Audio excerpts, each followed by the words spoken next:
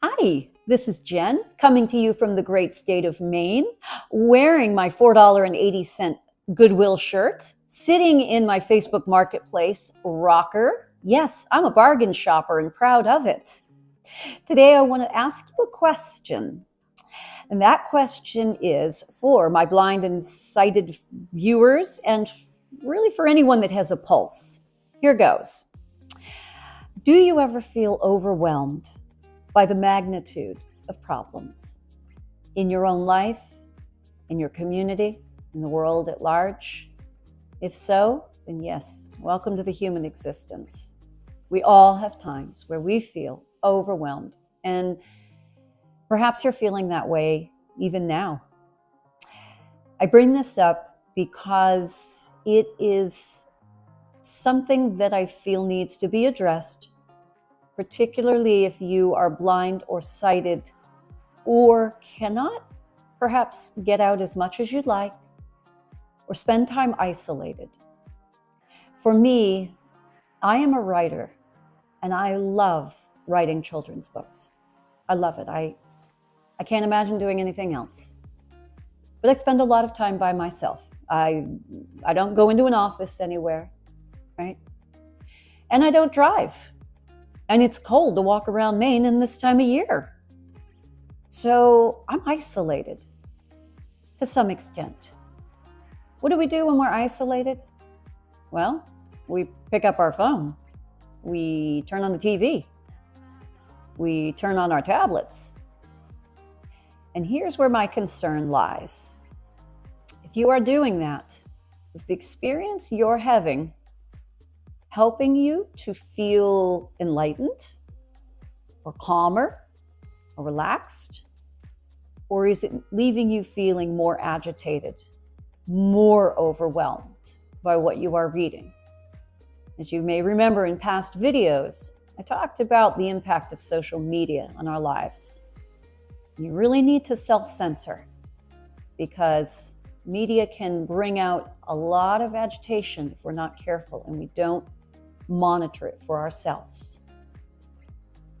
When I am feeling overwhelmed, whether it is in my personal life or for the world at large, whether I am feeling the weight of the world because of politics, because of the environment, or just because of problems in my own life.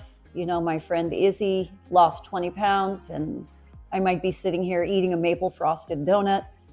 No, seriously. Whatever those problems are, I approach with really I have three approaches. I make a change. I put it down, or I get out of my own bubble. I'll say that again. I make a change. I put it down, or I get out of my own bubble. I make a change when I stop and I figure out what's at the heart of my agitation.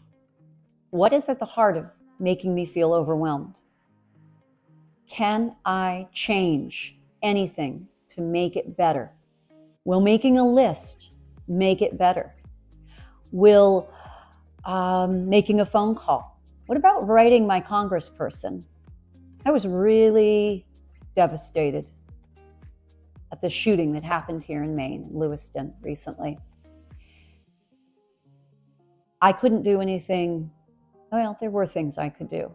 What I chose to do was to write to my governor, write to my congressman, woman, write to senators, and let my voice be heard. Okay? I made a change. Do I think it'll make a world of difference?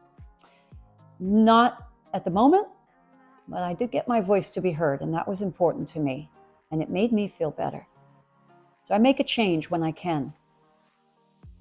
I put it down.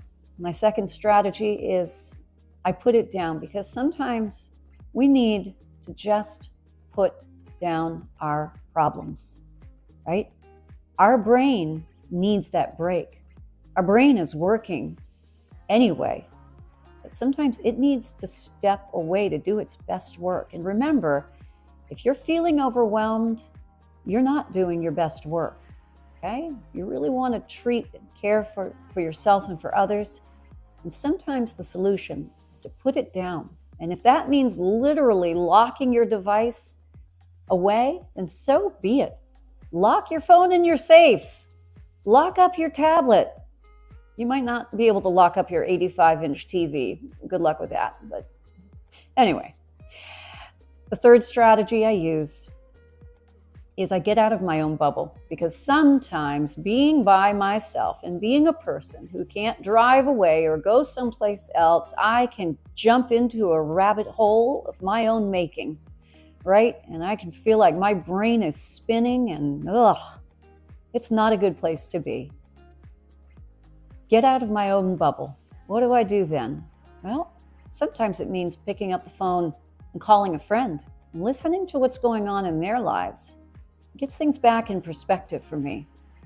Sometimes it means getting outdoors, because even if I step outside for 10 minutes in a day or walk down to the park bench, pay attention to what's going on around me for 10 minutes, that is a remarkable way to get out of my own bubble.